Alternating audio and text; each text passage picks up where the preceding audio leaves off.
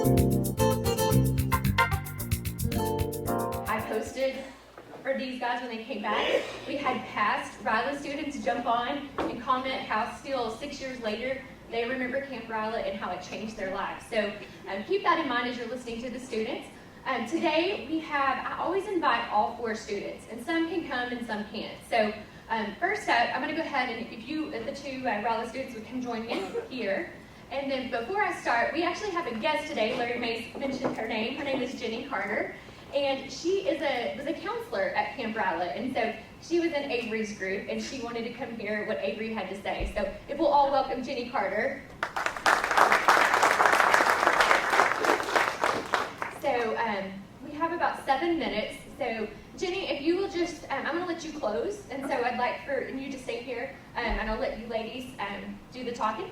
And first, we'll start with Macy. This is Macy Britton, and Misty Britton is her mom. So she's a fellow Rotarian. She's a daughter of a Rotarian.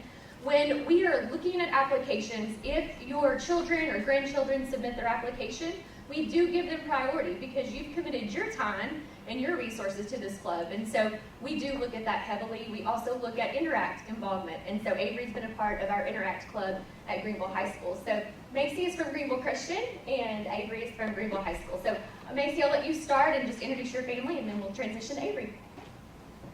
I just want to start by saying how honored I am to be here today and to thank y'all for sending us. I don't think y'all understand how big of an impact you make by building young leaders to take on roles in their community and build their community. Rotary for me was amazing. I met some people that will be lifelong friends for sure, and the tone of the camp was support.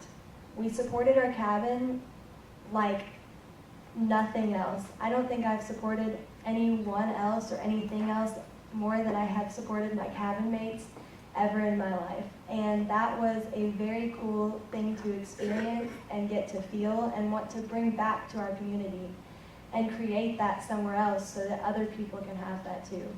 So I just wanted to say thank y'all for making such a huge difference.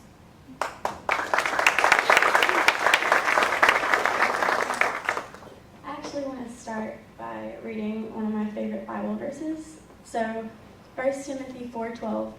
Don't let anyone think less of you because you are young. Be an example to all believers in what you say, in the way you live, in your love, your faith, and your purity.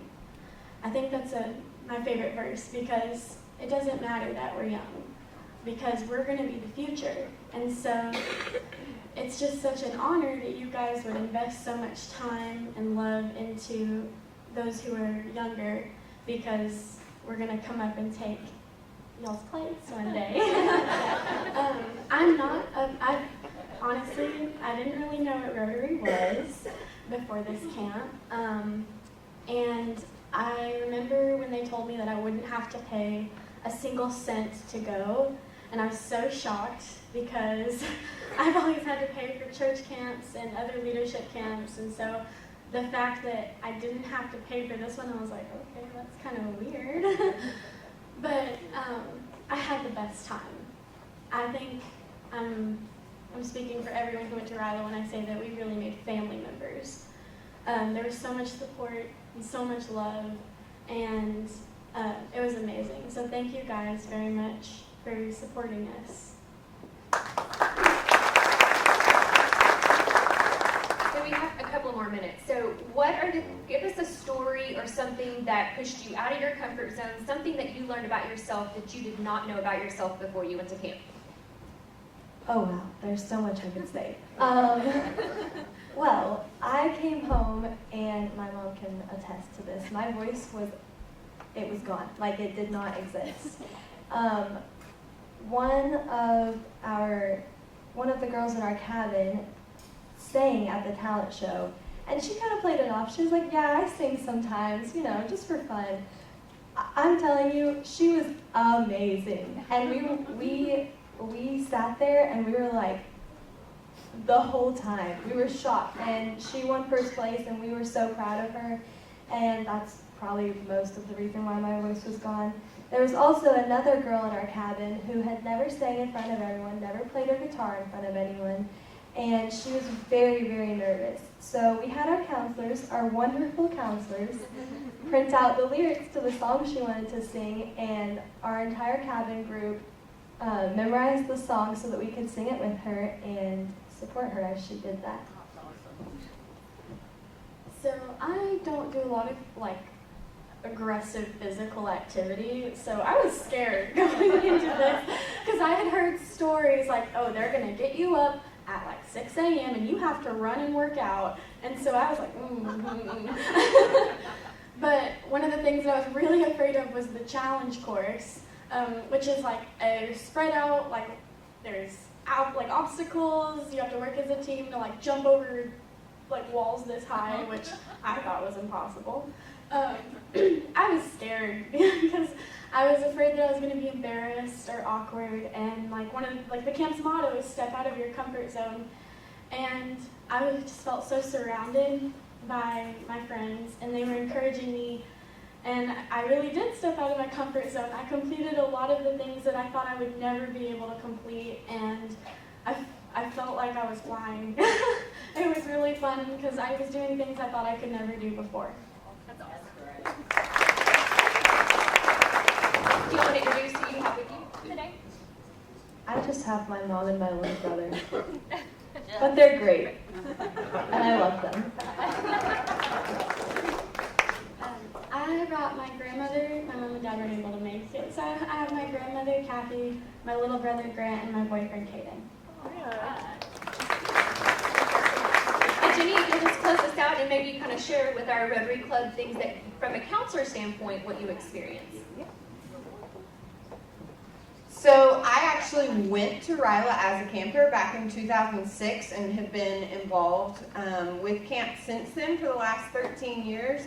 And I think about at least 90% of the staff at camp were campers. They are alumni. So not only when you're paying for these campers to go to camp, are you investing in them, but you're investing in the program because these campers are the ones that return back and work and build into the next generation. So thank you so much for that. As a counselor this year, I was just totally amazed by when you remove the negative peer pressures and the negative influences of the world, how empowering it is for these students and what they can achieve. They worked through many obstacles, personal and literal obstacles like walls to jump over. They worked together to achieve that, and they saw what can happen when you work together and you have that positive outlook and you're more worried about helping other people than yourselves. They saw what that can produce, and so they're going to take that into the rest of their lives and live by that, knowing in their head that how much they can achieve. So y'all really thank you for sending these campers in particular and supporting the program in general. I obviously love this program, and I just thank you for your support.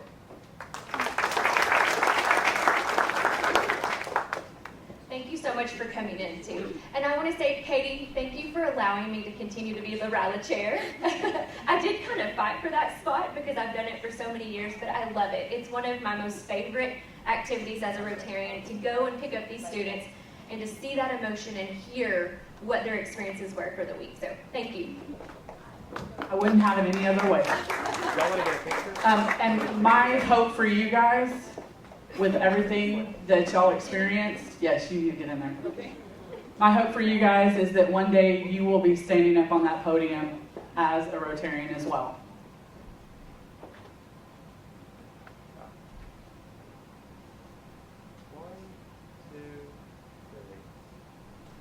Thank you.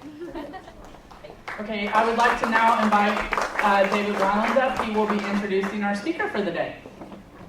It is my pleasure to introduce my friend and former landlord and county judge, Bobby Stovall.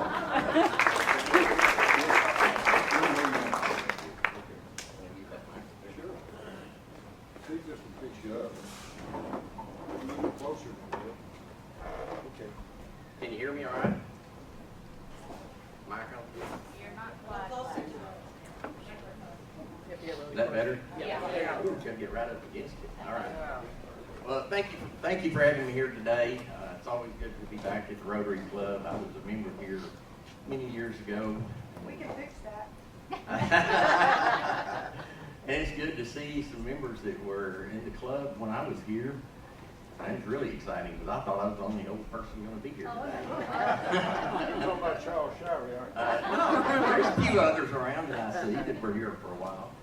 Anyway, I'm here today to talk about my new favorite subject, Hunt County, Texas. As many of you know, I was appointed to the county judge's position in late January after the passing of Judge Horn. And the process it went through took a little while, but I'm glad that they did the research and made their decision they made. I'm happy to be serving county citizens as best as I can. And to continue with the status of the judge's office, I will serve until the election in November of 2020, when whoever is elected at that time will be sworn in. And I intend to run for the spot, and I hope to get elected to be sworn in as an elected official and not as an appointed official. So I'm going to tell you today a little bit about, some good and bad news about what's going on with the county. And we'll start out with the challenges we have, which is the bad news. As many of you know, when our jail was built almost 20 years ago, it had problems with it since day one. Those problems still exist today, and they're getting amplified more every day. I tell everybody, we don't fix a water leak in the jail every day. We fix water leaks in the jail every day. We don't fix a door that doesn't work. We fix doors every week that don't work. The floor is swollen up when it goes down. The doors won't shut. They won't open. We have electrical issues. We have structural issues. It's a problem. So what are we going to do about it? It's a $40 to $50 million problem to fix it and replace it. And our court does not feel like that the citizens are prepared to float a bond for that kind of money at this point in time. So the plan we've started down the road to look at is the old jail, which is the juvenile center. That structure is sound as a rock. There's nothing wrong with that facility, except it's 40 years old. We have retained an architect firm to help us to evaluate whether we can put that jail back into service. Of course, you asked me, that's a small jail, and we got this huge jail behind it. Well, it's part of the problem, but our current jail is supposed to house 386, I believe is what it's certified for. We average about 300 in the jail every day. About 65 of those are federal inmates that we can turn away. Our numbers are supposed to go down a little bit with some law changes dealing with people that can't make their bonds. We got people in jail that can't make a $500 or $1,000 bond. So they're restricted, and that changed that up a little bit. And we don't know what it's going to look like. Some of the judges think it's going to reduce our population maybe 20%, and we hope it does. So the numbers will come down, but we still, our juvenile building will hold. Hopefully we can get it certified to 100 beds. We're still going to be way over that. Our thought process is we can get that juvenile building recertified to whatever number of beds we can get. We think that we can salvage the west part of the current jail. The east side of the jail causes most of the problems. So we're hoping that we can decertify part of it and recertify our other court building, our juvenile building. So hopefully that's the plan we're trying to get to for like a 10 to 15 year plan. To continue kind of the good and the bad. I've told several people the good and the bad. The good part, we're growing. The bad part, we're growing. We got real growing pains. And talking to our judges in the courthouse, they think in 10 years, give or take a few years, we're going to have to add some more courts. And if we add more courts, we don't have room in the courthouse. So we've got to do something about it. So the judges tell us that what they'd like to see is a new jail built at that time and a court facility in the same building. And that's the direction we're trying to head. If we can tie this thing together for a few years and make it work, whatever we have to do. And this is just the first step. There's other options we got besides the juvenile building. But there's several of them I won't go into today. We got our fingers crossed the juvenile building's going to work. Biggest challenge we got when that building was built, handicap accessibility was not the issue it is today. And we got to see if we can solve it. It's a two-story facility in the jail, no elevator.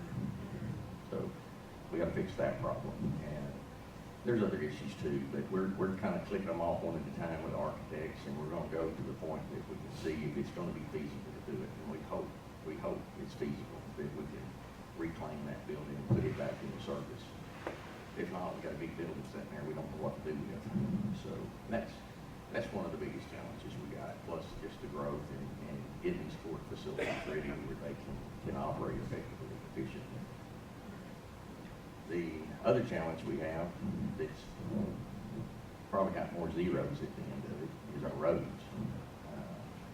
The county's grown through the years, and the roads were not built to handle the kind of traffic we have today. Particularly the west side of the county where we got all the new construction going on. These construction trucks are just tearing those roads to pieces, and they're not built to handle that kind of traffic or the weight of it. So we're going to work this next year on trying to get a plan together to try to address the situation. I tell the commissioners all the time, we've been doing our roads the same way for 100 years. We can't do that anymore. We've got to get a different direction. We've got to find a different way to make more headway. Don't know what that looks like yet, but that's one of the challenges. Next year we're going to try to address that situation to try to get our roads into a better travel surface, at least for the people that live down some of these county roads. And boy, this year's been terrible with the rain. We're getting a lot of complaints, and there's a lot of it we just can't do. They can't work. You can't go past a pothole when it's full of water. And as y'all know, it's rained constantly for the last year. So we're going to address that situation and try to come up with a new solution, a new way of doing business with our roads, and try to get more support to the commissioners, and hopefully that they can improve a lot on our road system. Some of the good things that are going on, we're in great financial shape. John Horn did a wonderful, wonderful job of managing the county. Y'all remember he took over in 2007, and the county was broke. And then the recession hit in 2007 and 8, and real estate property values dropped, income dropped, and he got us through all of that. We were in debt. He managed to get us through it. He got us in sound financial shape today. Our debt right now, we owe about $9 million. 6 of that goes to the road bonds that we passed several years ago for the transportation. We issued, out of the 24 million, we've issued 6 million of those bonds. And the even better news about that is the 24 million they thought they were going to have to spend for all the transportation needs. It looks like 14 may take care of it. So we're certainly not going to spend all 24 that doesn't look like. So that's exciting news. Dee Hilton has done a great job running that transportation committee.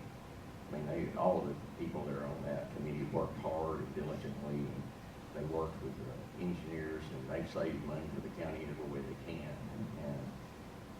And I think when that went to the voters, if I remember correctly, they wanted to float 24 million, hoping to get 100 million in new construction. We only spent about 3 million of the 6. We've already got over 200 million pledged for TXDOT for both projects. So we've leveraged our funds tremendously, and I think we'll see a lot of improvement from our state and federal system in the near future. Most of these roads will start being funded in 2023, and TxDOT's trying to move them up to 2021. So we got our fingers crossed. Hopefully some of that will come to pass, and hopefully we won't have to spend all that money. So that, that's the bulk of that money. The only other money we really owe is to the exchange building, and it'll be paid off in 2023 also. So the county's in really good shape. John worked hard to get some good reserves up. I know firsthand, y'all probably, those that know me, know John and I were great friends.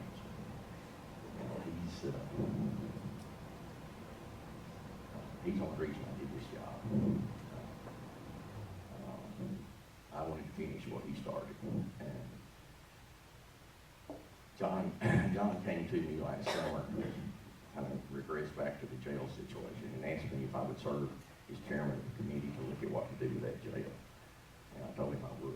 And so I had several good conversations with him before he passed away, and kind of knew what his plan was and where he was headed. And of course, him and Masood were kind of on the same page at that time frame. They want to get both the county and the city on the pay-as-you-go.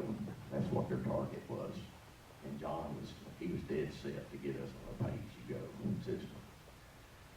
Maybe a little ambitious, but he's got us on a good start, and that's what we're going to try to continue to do. I don't think myself or any of the commissioners want to go and ask the voters to float a bunch of debt. So we're going to do our best to try to minimize that debt as much as we can. So the roads, the transportation side of it is really exciting. Our county officials are outstanding. We've really got a good group of elected officials. I always knew we had some good people up there, but after working with them, I didn't know how many great people we have up there working. They really care about the county, and they're trying to do the right thing for the taxpayers. I think John trained them well. He's got them really watching the dollars. they're really watching the dollars. But some of the exciting things for me, John did all the hard work. He said no a lot. He turned down everything, and he got us in a great shape. I may able to say yes a little bit more because we are in such good financial shape. And unfortunately, as y'all that are in business know, if you save too much, you get issues like deferred maintenance. And we have a lot of deferred maintenance right now. We're trying to catch up on that, and hopefully we'll get that behind us pretty quick. And we won't have to keep putting air conditioners in. Since I was in office January 29th, I think we put in 25 new air conditioners. And all of them on an emergency basis. So we had to pay top dollar to get them fixed. So that, good news is we had the money to do it, and then we can move forward. And currently, as you're reading the paper probably, we're in budget season. I know there's been a few articles that Brad has put in the paper. First budget hearing will be this Friday. We're proposing a rate that's just about the same as last year. I think it's 0.03 of a cent lower. It's 3 cents. There's only about, there's 3 cents difference in the effective rate and our rollback rate. So we held our rate about at the same number. Would have been able to lower it a little bit, but with all the demands on money, we couldn't see our way to be able to give a rate reduction at this point in time. Even though, we all understand that the value's gone up. And I wish everybody wouldn't blame the appraisal district for that, because it is just what the market is. And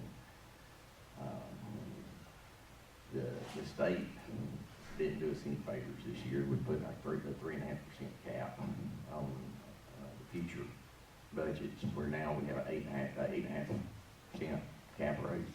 Next year it'll be 3.5% cap rate. The unintended consequences of all that, I believe, and what I'm hearing through our organization is we can't ever lower the rate. We'll have to take the maximum, because if we ever get behind, we can't catch up. And the worst part of it is, to me,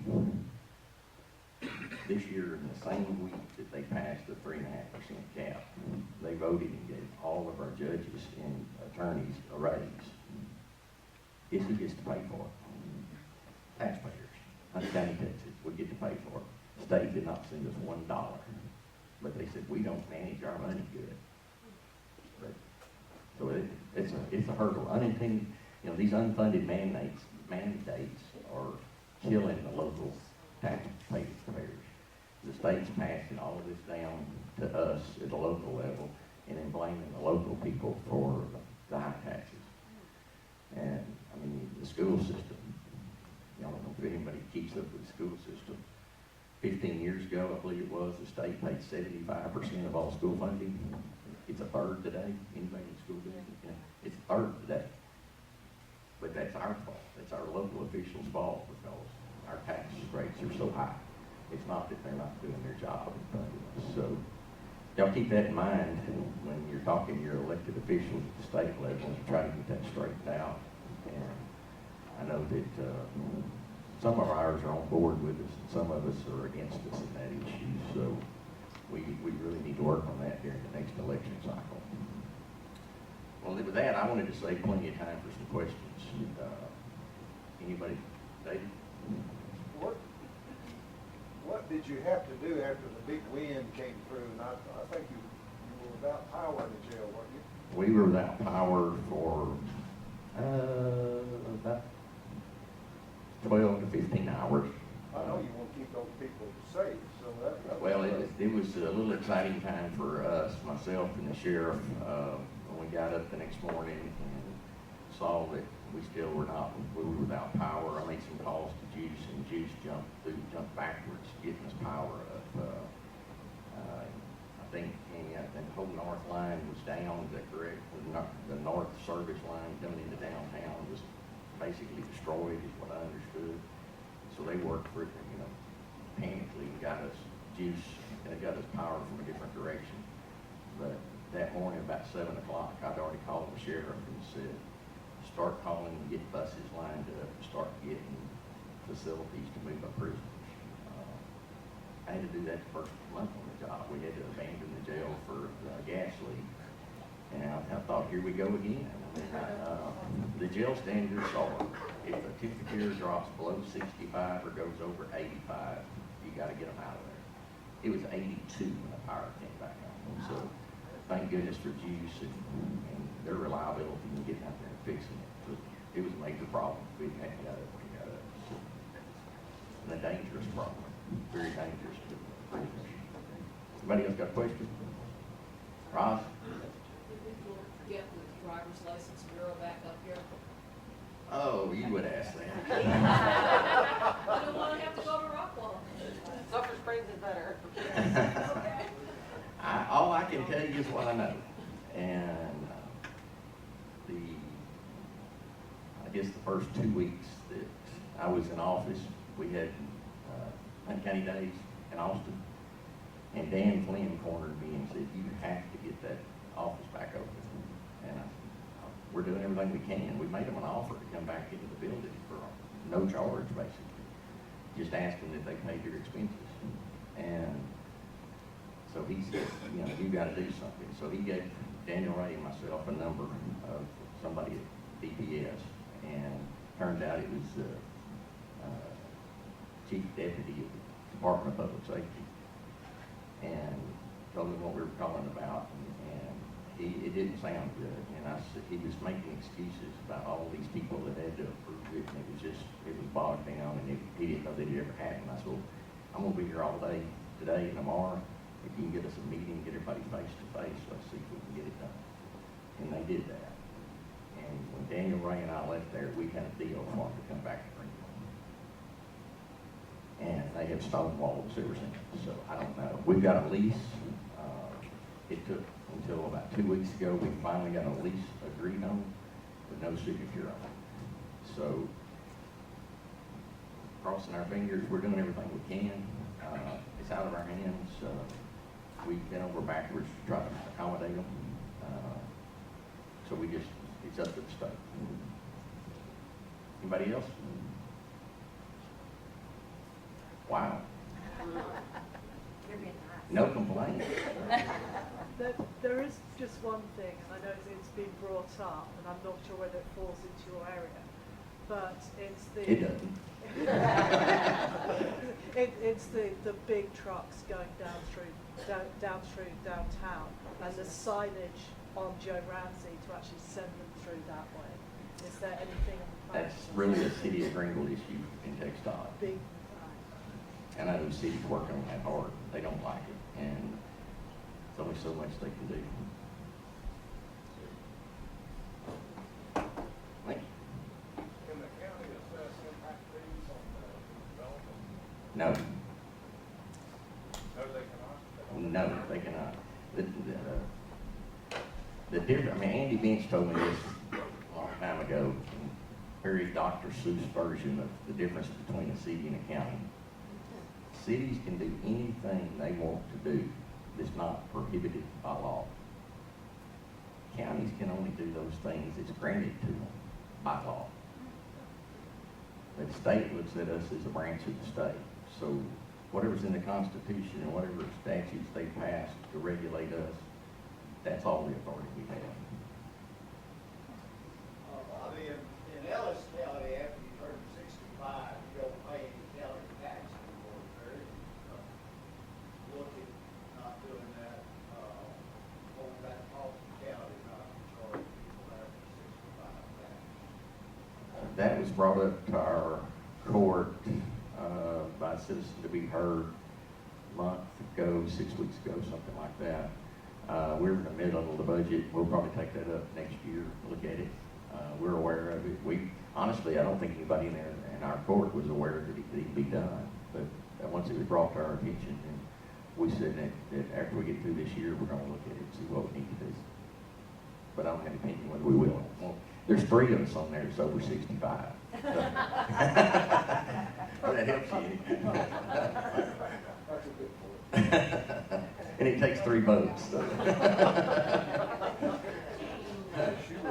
Anybody? Can we twist your arm a little higher just to make sure that? Well, I'm one of the 65-year-olds. Don't twist me too hard. Anybody else? Well, not. Thank y'all for having me. I hope I got a little information out to you. Thank you.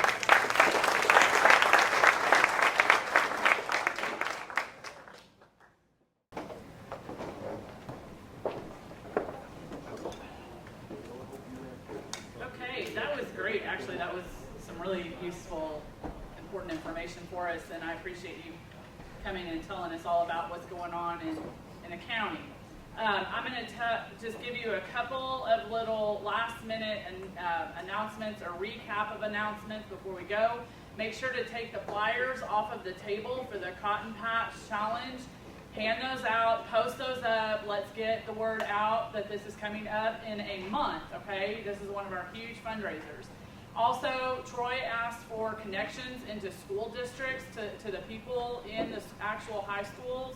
So if you have any connections to those individuals in the schools or the ROTC or PALS, make sure to let Troy know, because we need those for the Haunted Landmark to go ahead and get the kids interested in becoming volunteers.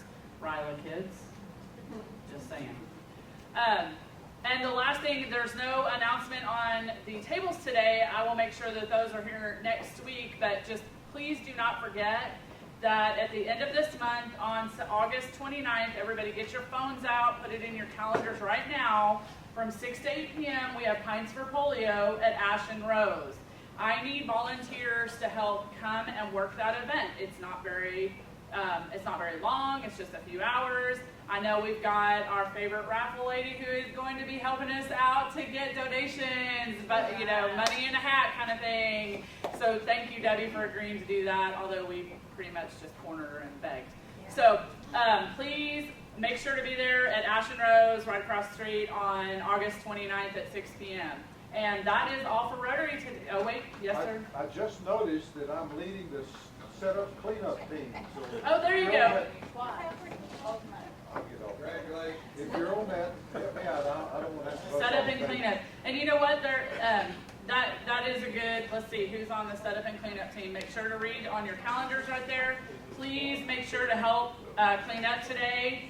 If not, then like Jessica always says, please make sure to tip your cleanup crew. Thank you. And that's Rotary for the day.